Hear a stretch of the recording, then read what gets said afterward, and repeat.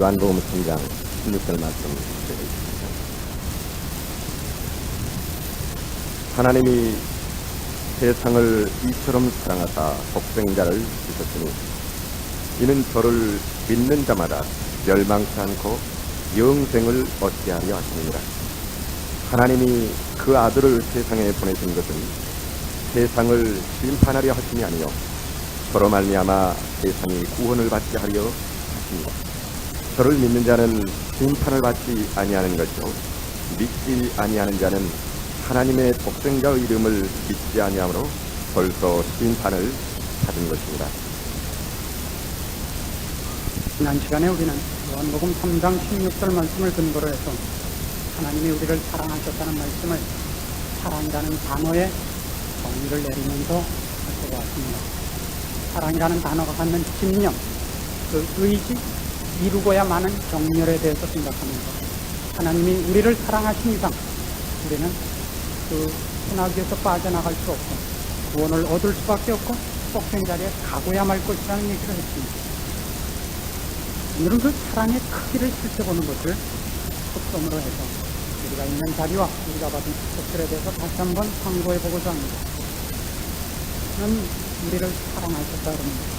오늘 우리가 성찬식을 한 것 같이 그 예수 그리스도를 보내서 우리들을 사하시며 우리를 그의 자녀 삼기 위하여 빛을 잊게 하고 찢어지게 하셨습니다.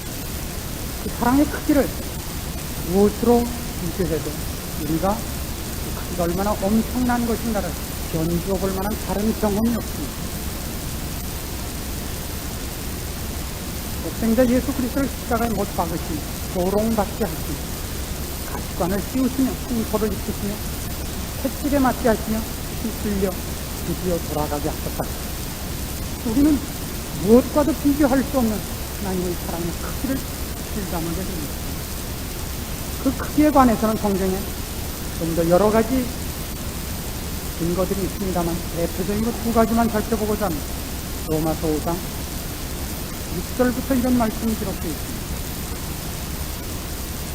로마서 5장 6절부터 7절까지 제가 봉독합니다. 우리가 아직 연약할 때 구약대로 그리스도께서 경건치 않은 자를 위하여 죽으셨도다. 의인을 위하여 죽는 자가 죽지 않고 본인을 위하여 용감히 죽는 자가 혹 있거니 우리가 아직 죄인되었을 때 그리스도께서 우리를 위하여 죽으신 것 하나님께서 우리에게 대한 자기의 사랑을 확증하셨습니다. 사랑하는 사람을 위해서 대신 죽어줄 수는 있습니다. 그리고 착하고 의로운 사람을 위해서도 우리가 혹시 죽어줄 수 있을지 모릅니다. 그러나 원수를 위하여 죽을 수는 없습니다. 원수를 갚으려고 죽을 수 있어요. 너 죽고 나 죽자. 그거하고 다른 얘기 아닙니까? 원수를 위하여 죽을 수는 없습니다.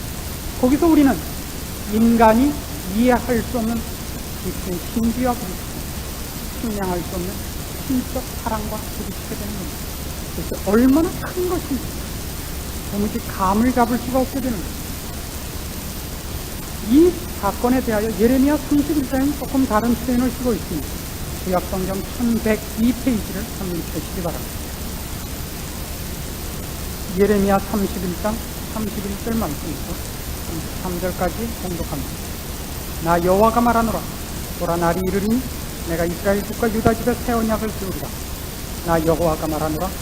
이 언약은 내가 그들의 열주의 손을 잡고 애굽 땅에서 인도하여 내던 날에 세운 것과 같지 아니할 것이니 내가 그들의 남편이 되었고 그들이 내 언약을 파하였습니다. 나 여호와가 말하노라. 그러나 그날 후에 내가 이스라엘 집에 세울 언약은 이러하니 곧 내가 나의 법을 그들의 속에 두며 그 마음에 기록하여 나는 그들의 하나님이 되고 그들은 내 백성이 될 것이다. 새 언약과 옛 언약을 비교하고 있습니다. 내용은 동일하다는 것을 명시합니다. 옛 언약과 새 언약이 내용으로는 동일합니다. 나는 너희 하나님이 되고 너희는 내 백성이 되리라. 언제나 동일합니다. 그런데 그것을 이루시는 방법에 있어서 우리는 커다란 사랑과 부딪히게 됩니다. 내가 너희를 남편이 되어 손을 잡고 인도하였어도 말을 듣지 않더라. 그보다 더 가깝고 더 직접적인 간섭은 없습니다. 손을 잡아 끌어. 그래 내가 네 남편이 되어서 그래도 말을 듣지 않더라. 원래 우리 같으면 그 다음에 무슨 말이 와야 맞습니까? 그래서 내가 너를 했다. 그 말이냐? 이 원칙적인 문법 구성입니다. 그렇죠? 내가 네 남편이 되었었다. 내가 네 손을 잡아 끌었다. 그래도 네가 말 안 듣더라. 그 다음 나올 말은 저주해야 되고 심판해야 되고 네가 당한 일은 싸다는 얘기해야 됩니다. 뜻밖에도 우리는 그래서 나는 더 지독한 방법이다. 나쁜 쪽에서 아니라 그 일을 이루시기 위한 하나님의 결론을 이루기 위한 더 확실한 방법을 쓸 수밖에 없다. 그런 얘기입니다. 우리는 구약을 읽어오면서 그 엄청난 사실이 역사적이고 웅장한 경고하심에 분명하게 됩니다. 이스라엘 백성이 아브라함으로부터 부름을 받아 하나님의 빼신 바 됩니다. 하나님의 백성이 되고 기억된 바 하나님의 나라가 됩니다. 그들이 한 번이나 제대로 하나님 앞에 순종한 적이 있습니다. 늘 배반했죠. 늘 배반했습니다. 대표적인 스데반의 설, 사도행전 7장에 기록된 스데반의 설교입니다. 너희가 언제 한 번이라도 하나님 말을 제대로 들은 적이 있느냐? 너희가 한 번이라도 하나님 마음에 맞게 행동한 적이 있었느냐? 옛날부터 온 선지자 중에서 너희가 마음에 기쁜 마음으로 내하고 항복해 본 적이 있느냐? 예레미야는 톱으로 쳐서 죽이고 엘리야는 광야로 쫓아버렸어요. 언제 한 번이라도 너희가 말을 들은 적이 있느냐? 드디어 그의 아들을 보내서 예수 그리스도를 보냈을 때도 십자가 못 박아 죽이지 않았습니까? 그러나 성경이 하는 얘기는 이겁니다. 그러나 그래서 한 번이라도 하나님이 그들의 잘못 때문에 그들을 버리신 적이 있습니다. 꾸짖으시죠. 예, 욕하시죠. 그러면 안 된다고 정말 무섭게 아픈 길을 걷게 하십니다만 그건 한 번도 저주였던 적이 없고 심판이었던 적은 없었던 것 아닙니까? 구약의 그 사건들을 읽을 때마다 우리가 부닥치는 안타까움이 뭡니까? 이럴 수가 있나? 나래도 이러지 않겠다. 누구래도 이럴 리가 없다. 어쩌면 사람이 이럴 수가 있나? 우리가 구약을 읽으면서 놀라는 것은 인간의 부패함이 아닙니다. 그럼에도 불구하고 끊임없이 다시 시도하시고 다시 찾아오시고 다시 말씀하시고 그것보다 더 짙은 사랑으로 다시 될 때까지 하시는 하나님의 사랑이 우리가 증명합니다. 그래서 우리는 다 놀라 자빠지는 것입니다. 오늘 본문에도 이 말씀은 이렇게 실감나게 기록됩니다. 17절 말씀을 보세요. 요한복음 3장 17절. 하나님이 그 아들을 세상에 보내신 것은 세상을 심판하려 하심이 아닙니다. 저로 말미암아 세상이 구원을 받게 하려 하십니다. 이 말씀이 이런 역사적인 배경과 함께 이해될 때 우리는 그것이 얼마나 무서운 얘기인가를 알게 됩니다. 무섭다는 표현은 안 들으면 큰일 나기 때문에 심판과 저주의 차원에서가 아니라 그 집념과 그 크기에 대해서 도무지 가늠할 수 없어서 드리는 단어입니다. 보낸 모든 선지자들을 물리치고 말을 안 듣고 그토록 맞고 맞아 발끝부터 정수리까지 온몸이 맞은 상처뿐이거늘 그래도 회개치 않을 바벨론에 팔 수밖에 없어, 미디안에 팔 수밖에 없어, 아수르에 팔 수밖에 없었던 자식들. 그런데도 버리지 않고 지금 이 시점에서도 심판하기 위하여서가 아니라 구원하기 위하여 그의 아들을 보내시는 하나님의 사랑. 그런 얘기를 성경은 하고 있습니다. 그러나 이런 얘기를 할 때마다 우리는 쉽게 이 말만 하고 있을 수는 없습니다. 왜냐하면 이 얘기를 듣기만 하면 늘 우리 마음에 꼭 하나의 질문이 떠오릅니다. 그럼 하나님의 사랑이 그토록 집요하시고 능력의 사랑이 있다면, 그리고 그 사랑이 그렇게 한이 없으시다면 지옥은 뭡니까? 이 얘기가 당장 들어올 수밖에 없습니다. 사실은 지옥에 가는 사람 없지요.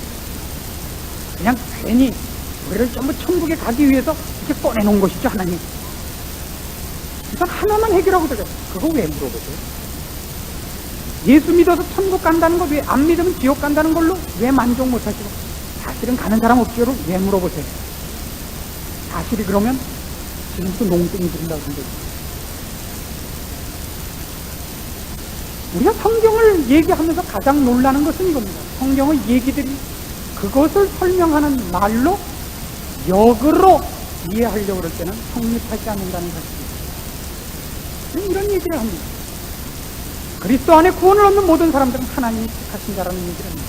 창세전에 그가 우리를 지으시며 가사 우리를 그의 무한하신 사랑으로 불러 우리의 운명을 그의 자녀 되도록 하셨다.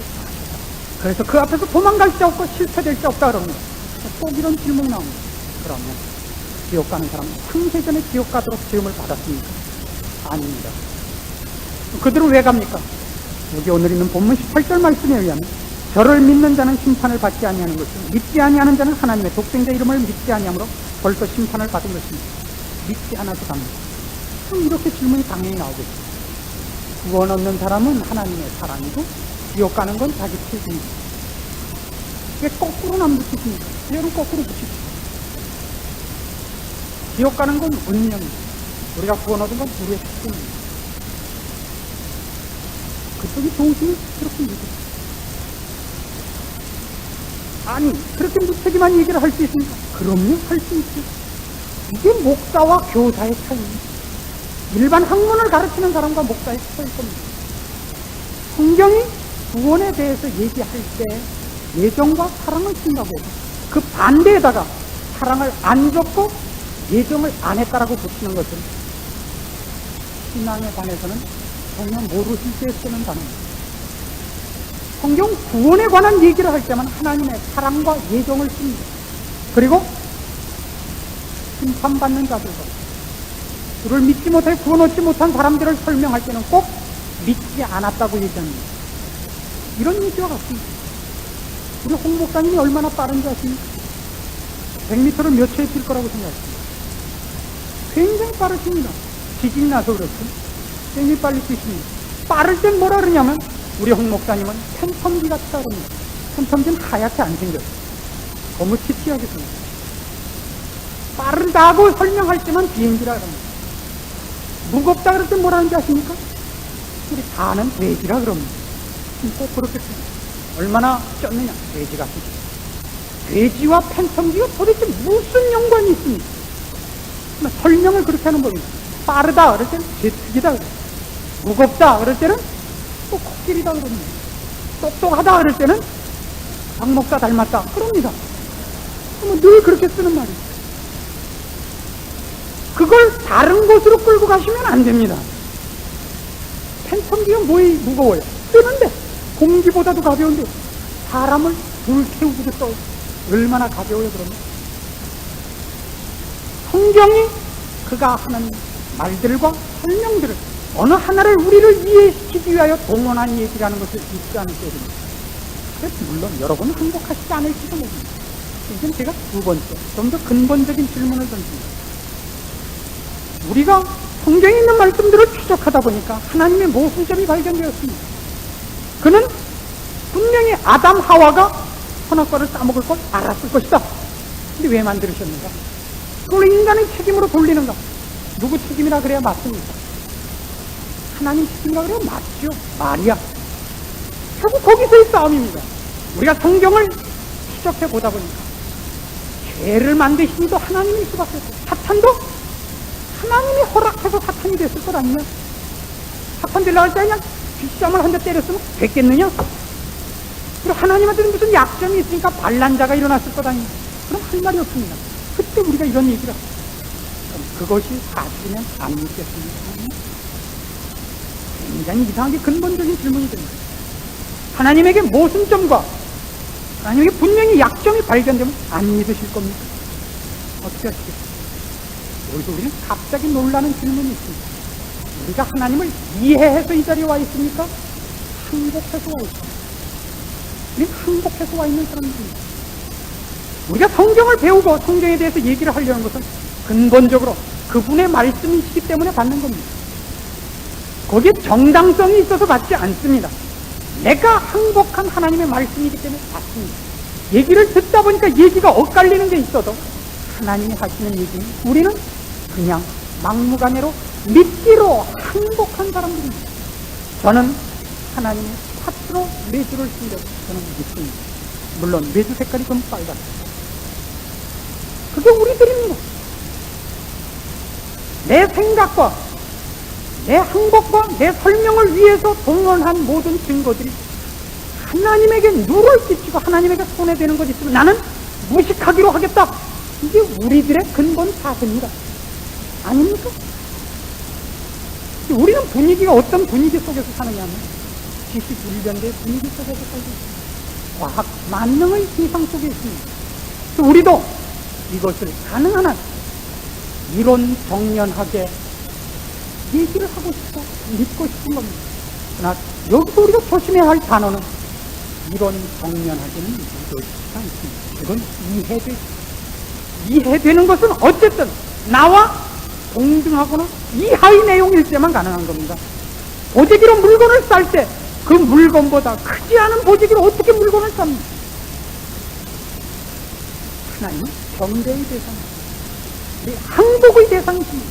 우리가 믿을 뿐이지 이해할 뿐이 아닙니다. 우리가 낳은 자식들도 이해되지 않는 부분이 한두 군데가 아닙니다. 안 그렇습니까?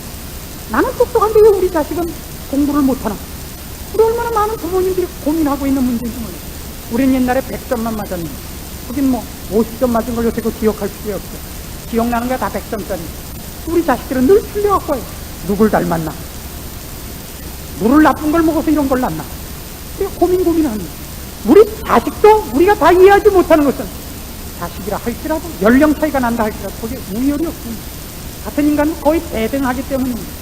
대등해도 다 안 쌓아집니다. 하물며 과학을 지으신 하나님, 세상을 지으신 하나님, 우리를 지으신 하나님이 계십니다. 우리는 이해되어서 이 자리에 있지 않습니다. 그것으로는 명심 없습니다. 우리는 하나님이 설명되어서 이 자리에 있는 분들이 아닙니다. 우리가 처음에 왜 여기에 나오게 됐습니까? 우리 하나님을 압니다. 설명할 수 없습니다만 압니다. 하나님이 누군지는 내 영이 알고 있습니다. 머리로는 다 이해가지 않는 부분이 많지만 근본적으로 따져서 아주 원색적으로 믿을래 안 믿을래 그러면 우리는 늘 믿겠습니다. 어떻게 하면 돼? 불안하지만 믿겠습니다. 어딘가 좀 이상하지만 믿겠습니다. 확실하게 안 믿는 자리에 가는 거거든요. 우리의 자세는 이겁니다. 만일 내가 이해하려고 하던 것으로 말미암아 하나님이 손해를 보신다면 우리는 이해하지 않습니다. 만일 우리가 따져서 하나님이 어느 부분에서 모순이 드러난다면 나는 오히려 내가 모순을 안기로 하겠다. 행복하고 모여있는 사람이라는 걸 잊지 말아주시기를 바랍니다. 우리의 삶의 현장에서 우리가 직면하는 것은 바로 그런 신앙의 기준들을 요구하고 있는 것입니다. 오늘 우리가 우리를 향하신 하나님의 사랑이 얼마나 큰가를 우리가 감격하는 것은 이해했기 때문이 아니라 그냥 알기 때문입니다. 하나님이 우리를 그렇게 하신 줄 우리는 압니다. 그리고 어떤 사람에게는 왜 하나님이 동일하게 사랑을 베푸셨고 이 전능하신 정열로 그를 찾아갔는데 그가 예수를 안 믿게 되었는지 우린 사실 모릅니다. 왜 모르냐 물으시면 이렇게 대답하렵니다. 몰라도 나는 행복하다. 예수 믿는 모든 사람들의 잊어서는 안 되는 자세, 우리의 수준이요, 신앙 고백인 줄을 없는 말씀을 하나요 간직하시고 틀어짐없이 유혹받으심 없이 스스로 자기 얼굴에 걸리심 없이 이 세상에서 믿음으로 승리하는 말씀의 권고가 되어야 될 줄로 믿는 것입니다. 기도합니다. 하나님 아버지의 은혜를 감사합니다. 우리를 이 자리에 있게 하셨습니다. 그것은 제가 저 자신을 돌아보아도 이해할 수 없는 일입니다. 내가 어쩌다 하나님을 알게 되었고 하나님을 믿는 사람 되었는지 설명하라면 설명을 할 수가 없습니다. 한 가지 고백만은 분명히 할 수 있습니다. 저는 하나님 편입니다. 예, 여기 모인 모든 우리 성도들이 다 하나님 편입니다. 그것만은 분명합니다. 어느 부분에서 이해 안 가고 어느 부분에서는 섭섭한 면이 있는 것이 사실입니다. 그래도 우리는 섭섭함과 이해 안 가는 것들을 그저 삼키고 하나님은 더 지혜로우시고 전능하시고 깊은 뜻이 있다는 것으로 우리는 기다리기로 하겠습니다. 우리는 단지 하나를 압니다. 하나님은 거룩하시며 선하시며 의로우시며 우리를 지극히 사랑하시며 불쌍히 여기시며 하나님의 길이 늘 지혜롭고 늘 높은 뜻 가운데 있다는 것을 기억합니다.